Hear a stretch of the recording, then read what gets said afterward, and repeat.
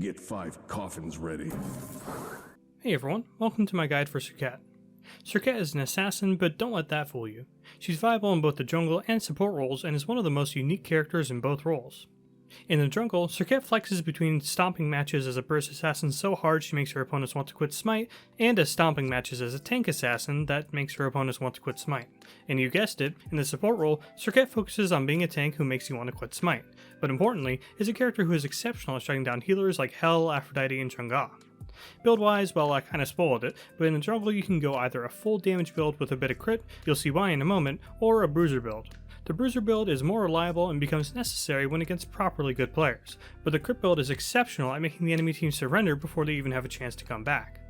In the support role, you just go all out with the tank items, foregoing any and all of your damage, which should highlight to you early on just how unique Serqet's abilities are, given that she's able to go either full damage or full tank and still be useful.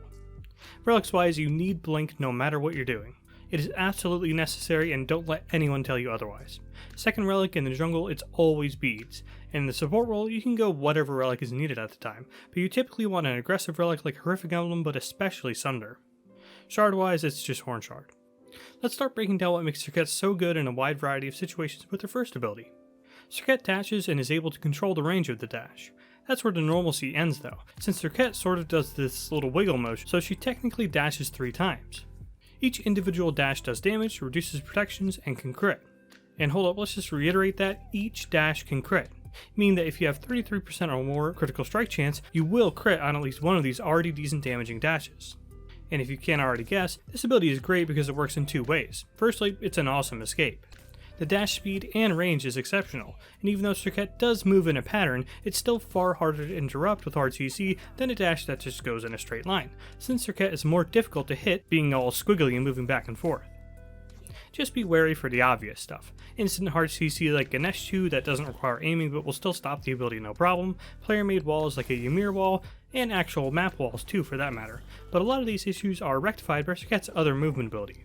Enough on that though, this ability is just as good if not better for damage. It's just a funky ability to use when it's used for damage.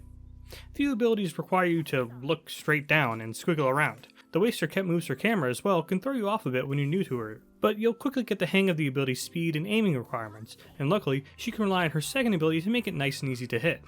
Serqet fires out 2 projectiles over the course of 1 second. Each projectile stops on the first enemy hit. These projectiles deal damage and inflict the affected target with Madness. Madness is a unique CC which will force the enemy to basic attack the closest enemy god. Think of it like a taunt, only the target of the taunt becomes the nearest enemy god. That said though, if there are no enemy gods nearby, the affected target will simply be taunted towards Serqet. However, unlike a regular taunt, the affected enemy will not actually deal damage to Serqet, making this sort of like an Athena taunt on crack, being that the CC lasts longer, deals far more damage, and as I alluded to earlier, sets Serqet up perfectly for her first ability.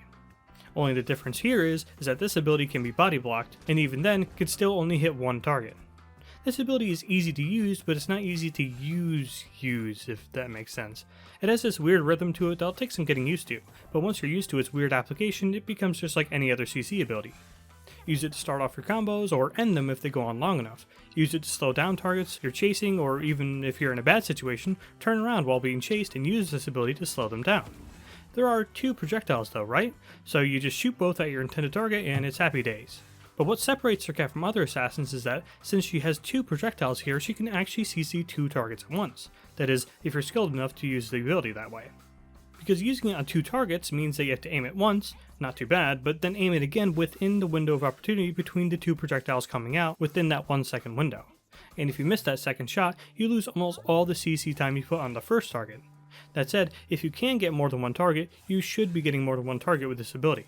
It's always better to CC out enemies who can potentially stop your combos. And again, going back to Serqet being versatile, it means that you can CC the enemy support and ADC at the same time if you're ganking the duo lane, or CC the enemy mid laner and jungler at the same time if you're in the mid lane. The projectile length is longer than you think, and you can move yourself forward while casting the ability in order to get the second target in range. So get practicing with this, but don't feel the need to force a double taunt if it seems too risky, because taunting more than 1 target is a big risk, since it's not only mechanically difficult, but leaves Serqet wide open to retaliation for the duration. Bars. Because say you hit the double taunt, but your first target uses their purification beads while you're shooting your next projectile. This means that you're not only losing damage on the target that's now trading damage with you, but you're stuck in your second ability's animation, leaving you wide open to an interruption in the form of hard CC from them. Luckily, Serqet can use her, again very unique third ability to get out of trouble if anything like this happens. Upon activation, Serqet's third ability causes her to be stealthed, and rooted in place. Then, she's able to leap forward by reactivating this ability at any time, and is also able to cancel out of this initial stealth. The stealth will also be cancelled upon taking damage or getting hard CC'd, but only getting hard CC'd will actually prevent Serqet from being able to leap away. Just taking damage and getting revealed won't cancel the leap.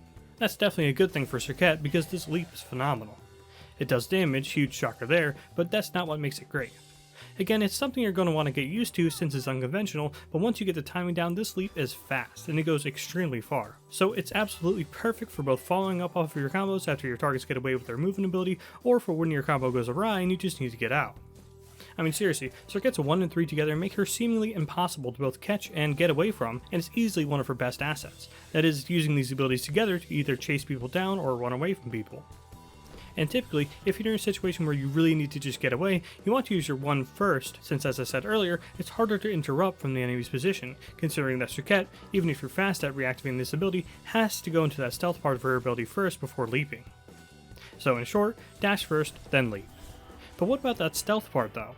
Well, it's a fun part of her kit, but it's one that's rarely used. The design is pretty clear. You're meant to 3 before your intended target can see you, let them walk into your 3's leap range without realizing you're there, and then boom slam, you jump on them into your combos. But as we saw with Loki a couple videos ago, you can't really rely on this because the sound effect is just plain too loud.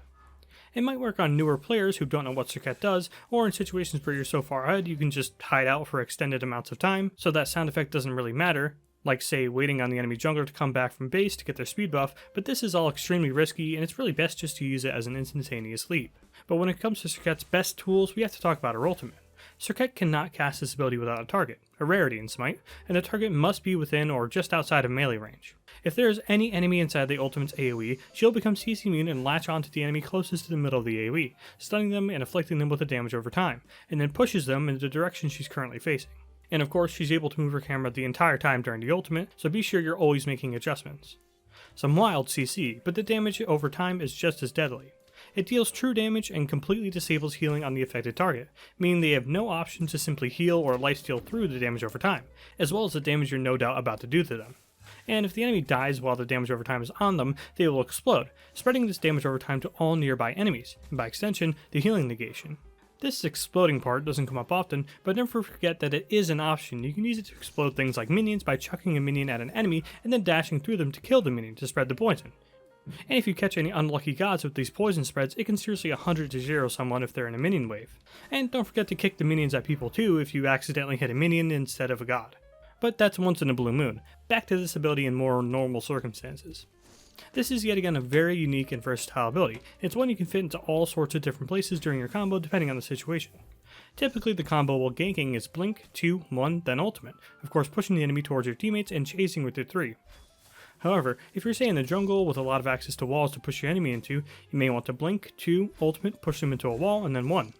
Then in late game situations where you need to rely more on your team, you can just blink, ultimate, then push them towards your team and then 2 them.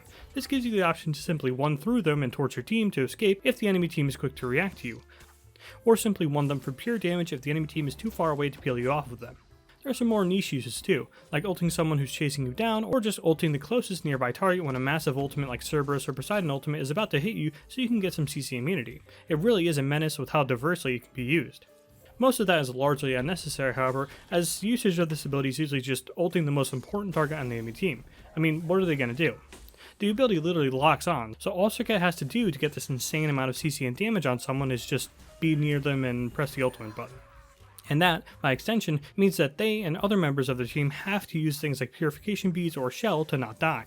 This is also where tank Serqet comes into play. For one, this ability does true damage, so even if you go mostly tank build, you're always doing decent damage. And 2, it means that even if blinking, leaping, or dashing in and ulting left you in a bad position, it doesn't really matter because you're a tank, and you're able to follow up off of your ultimate no problem. Again, things like 2ing after you push them to keep them CC'd. Speaking of following up off your ultimate, it's time we touch on Serqet's 2 passives. Both are small but have a huge impact. Once Serqet's ultimate is leveled, she will gain critical strike chance, but this starts at 0% at level 5 to prevent any unfair kills early on in the match. But this ties back to her first ability being able to critically strike. It means that she only needs to buy the best crit item in the game, Deathbringer, to have consistent and hard-hitting crits on her first ability. And when you don't go the high damaging route, it still means that you occasionally get crazy high damage on your first ability and basic attacks for no reason. You just get free damage. Speaking of basic attacks, you may have noticed this little icon next to enemy gods' health bars as they're hit with abilities. Well, when an enemy is hit by Serqet's first, second, or ultimate ability, they gain a stack of her passive, stacking up to 3 times.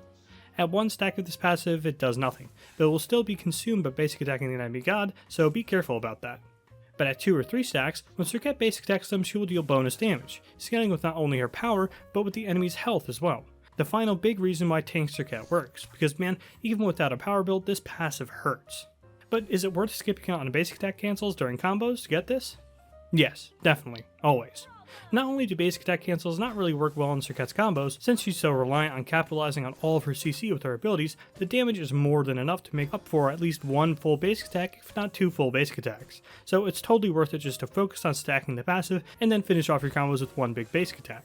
Let's piece together how to best stack that passive with some combos with Serqet. Blink 2, 1 ult, then chase with 3 in basic attack.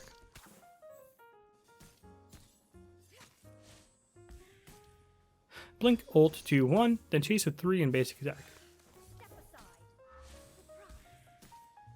3, 2, chase with 1 and ult in basic attack.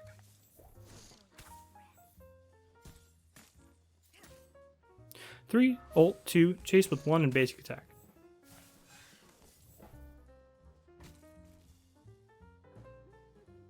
For ability leveling, you want your 1 at level 1, then at level 2, if you think you can get a kill in the mid lane, you want your 2 at level 2, but if you think you can't, just get your 3 at level 2 instead. Then whatever you have in level D at level 3, then from there max your 1, 2, then 3, leveling the ultimate whenever you can. And I usually point skip at level 8 to max out my 1 at level 9, so I can get the critical strike chance going on the ultimate at level 9, but this isn't really necessary. So that's Serqet. Pretty cool, right?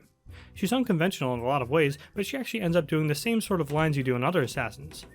Blink, use your hard CC, use your hard ascending ability, then chase with your other ability and ultimate. But the way Serqet does it opens her up to a lot of room for outplays as well as versatility. I haven't really touched on it yet, but that ultimate makes her good in 99% of situations. Okay, I know I've already called the ultimate good, but it does really hard counter absolutely everything, especially healing. I touched on how it prevents enemies from being able to just lifesteal through your combos, but I didn't touch on how much it is as a healer killer. Because it's not a healer killer, it's the healer killer. The ability simply reads, you cannot heal yourself for 5 seconds, goodbye you die. Now, to be fair, to fully collapse on an enemy healer after you've ulted them is reliant on your teammates paying attention, but Serqet's ultimate makes it so easy to understand when is go time for everyone in the match that this is rarely an issue. And Serqet, being as slippery as she is the master of getting in and then getting out thanks to this ultimate. The 2 things that hold her back is, for one, she is weird to get used to, and you're frankly gonna lose a lot on this character when you first start playing her. But also, she's not very good from behind, and if she gets behind early, her already mid-tier ganks can become very weak. But then again, she does always come through if you're able to drag out the game, since that ultimate is so ridiculous in teamfights. So yeah, she doesn't actually have any concrete weaknesses, and that's probably why she's been good for 9 years now. In short, she's not for everyone, but if you're serious about jungling in SMITE, you simply have to give her a shot at this point. That's all I have on Serqet for now. Thanks for watching.